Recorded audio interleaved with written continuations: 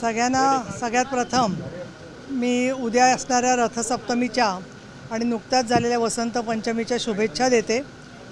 उद्या शिवसेनेचे लाडके खासदार श्रीकांतजी शिंदे यांचा वाढदिवस आहे आणि त्यानिमित्ताने कॅन्सरच्या संदर्भामध्ये महिलांची तपासणी करणारं एक शिबिर इथे ॲडव्होकेट श्यामलाताई दीक्षित आणि शिवसेना महिला आघाडी यांनी आयोजित केलेलं आहे।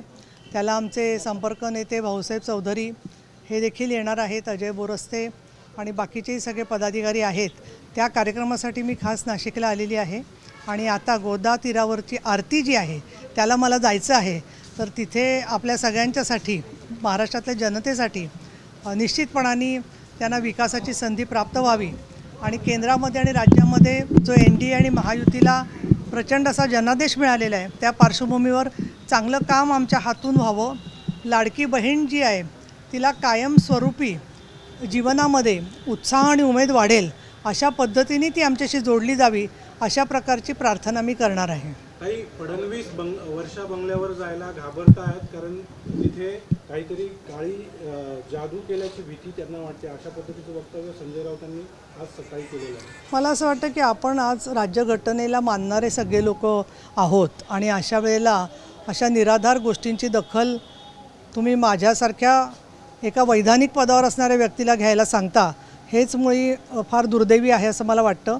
मी या गोष्टीवर कुठलाही भाष्य करू इच्छित नाही। मात्र नितेश राणे म्हणाले होते की ज्यावेळी उद्धव ठाकरेंनी बंगला सोडला तेव्हा टोपलीभर निंबू तिथे मिळाले होते। मला काय वाटतं की हा काय म्हणाला, तो काय म्हणाला, रंग्या काय म्हणाला, गंग्या काय म्हणाला, हे तुम्ही मला विचारत बसू नका। एकनाथ शिंदे नाराज अशी चर्चा सुरू झाली आहे कारण ते पुन्हा एकदा आजारी पडले, त्यामुळे ते विरोधक त्यांच्या नाराजीवर ते चर्चा करतात। अगदी एक दिवसापूर्वीच पुण्यामध्ये माननीय शिंदेसाहेब होते आणि त्यांना पुढच्या मीटिंगला जात असताना माझं घर जवळच होतं, त्यामुळे मी त्यांना जेवणासाठी निमंत्रित केलं आणि व्यवस्थित जेवण झालं, गप्पा झाल्या, चर्चा झाली, कुठेही मला नाराजी दिसली नाही। तर तुम्ही एकदा शिंदेसाहेबांना घरी जेवायला बोलवा, तुमचे सगळे गैरसमज दूर होतील।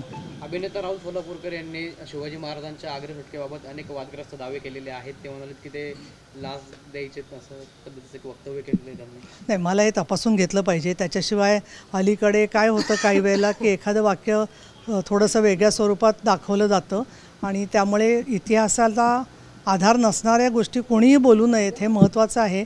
परंतु ते तपासून घेतल्याशिवाय आपण कुणावरती आरोप करणं मला योग्य वाटत नाही आहे। पण नाशिकला मी जेव्हा जेव्हा येते त्यावेळेला तुम्ही खूप प्रेमाने माझं स्वागत करता आणि यावेळेलासुद्धा नाशिकला कुठलीही प्रचाराची सभा नसताना अतिशय आनंदाने, आणि याला एक कारण नक्कीच आहे की 1-2 ठिकाणचे प्रश्न सोडले तर आमच्या मंत्र्यांना चांगल्या प्रकारची खाती मिळालेली आहेत।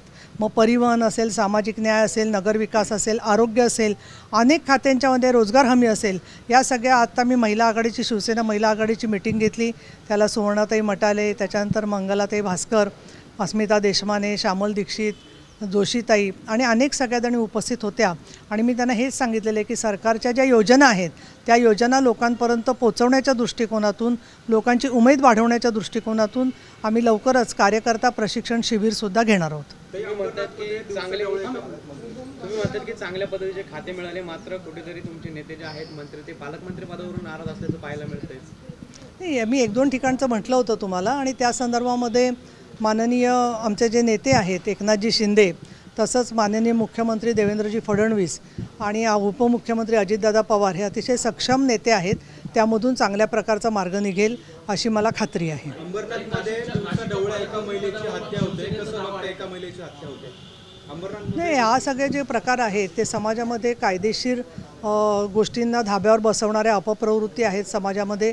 त्याच्यासाठी म्हणून अजून कठोर कायद्याची अंमलबजावणी चांगली झाली पाहिजे असं मला वाटतं आणि त्या दृष्टिकोनातून मी 6 तारखेला एक या सगळ्या विषयांच्या अंमलबजावणीच्या संदर्भामध्ये मुंबईमध्ये एक सामाजिक कार्यकर्त्या आणि संबंधित विभागाचे महत्त्वाचे अधिकारी यांची एक बैठकसुद्धा आयोजित केलेली आहे। ठीक आहे, धन्यवाद। हे दावा वगैरे सगळे विषय विधिमंडळाची, मी उपसभापती आहे, मी फक्त विधिमंडळामध्ये कोणी लक्षवेधी लावली तर त्या दाव्यावर बोलू शकते, बाकी पालकमंत्री आणि या प्रश्नांवर मी बोलणं योग्य नाही आहे। मला काय वाटतंय की तुम्ही हा जनतेचा आणि तुमच्या वाहिनीचा वेळ वाया घालवताय असे प्रश्न विचारून, तर तुम्हाला माझी विनंती आहे की तुम्ही समाजाच्या हिताच्या दृष्टीचा विकासात्मक पत्रकारिता इतकी सुंदर करता खरं तर तुम्ही ठरवलं तर ती करण्यात वेळ गेला तर चांगलं राहील. ठीक आहे. एकेकाळचे सहकारी तुमच्या नेत्यांवरती टीका करतात. आमचे एकेकाळचे सहकारी जे होते ते भरकटलेले आहेत, त्याला इलाज नाही आहे. कधी ना कधी भुले हुए लोग उनको रास्ता समझ में आएगा. आणि जनतेने आता जनादेश दिलेला आहे, सांगितलेलं आहे. आणि म्हणून एकनाथ शिंदे यांचा मार्ग योग्य होता हे आता जनतेने शिक्कामोर्तब केलेलं आहे. त्यामुळे मला असं वाटतं की त्यांना ते कळलं पाहिजे आणि त्या दृष्टिकोनातून त्यांनी नक्कीच ही गोष्ट स्वीकारली पाहिजे.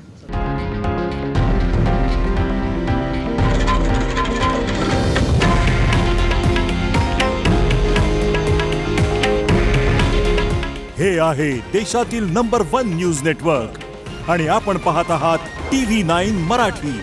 काळजी तुमची, हित महाराष्ट्राचं.